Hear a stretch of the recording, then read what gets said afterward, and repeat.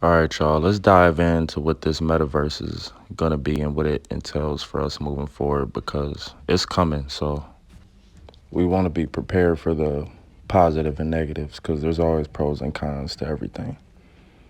Streams, you enjoy it, but don't fall into the trap. The day you start thinking it's real, you're going to pay a huge price for it, huge.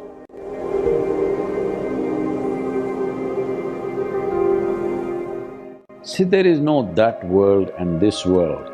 If there was this world and that world and another world, then we wouldn't even be sitting here, we would have gone to that world. There is only one world.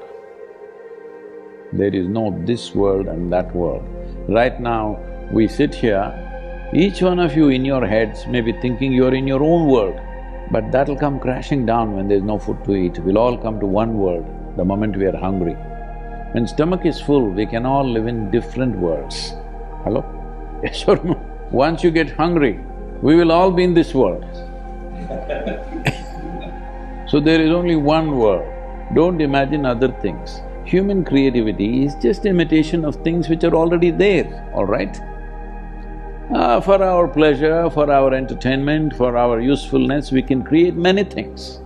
But all in this world, there is simply no other world.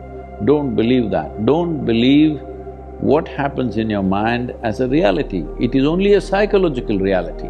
Your psychological drama, if you take it too seriously and think it's existential, and that's called as hallucination. The day you start thinking it's real, you're going to pay a huge price for it, huge. The only thing, let me tell you this, the only and only thing you got is life. Hello? Rest is all imagination, am I correct? If you don't understand what I'm saying, we'll take the life out of you. What have you got? You got Metaverse, you got money, you got property, what have you got, I'm asking? The only damn thing you got is life. All right, so let's look into this article from Bloomberg. The metaverse is on its way to being an $800 billion industry by 2024, with tech giants like Facebook and Microsoft making big bets that more people will want to spend more time in virtual environments that exist only online. Now, local leaders are charging into this frontier as well, in search of use cases that go beyond gaming and fantasy. A growing number of cities are testing ways that immersive experiences via the metaverse, virtual reality, and simulated cities known as digital twins can engage residents in new ways. One city to watch is Seoul, which is the first city to announce plans to deliver resident services via a metaverse platform.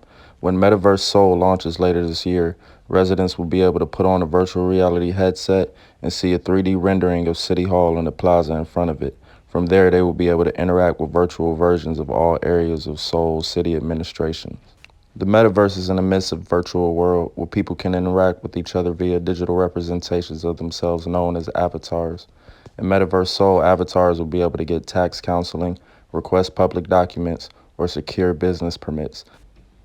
So this is some of the terminology and concepts we'll have to get used to moving forward if you're going to try to interact with this metaverse and reap the benefits, if you will, that there are in there, but also realize it's not real.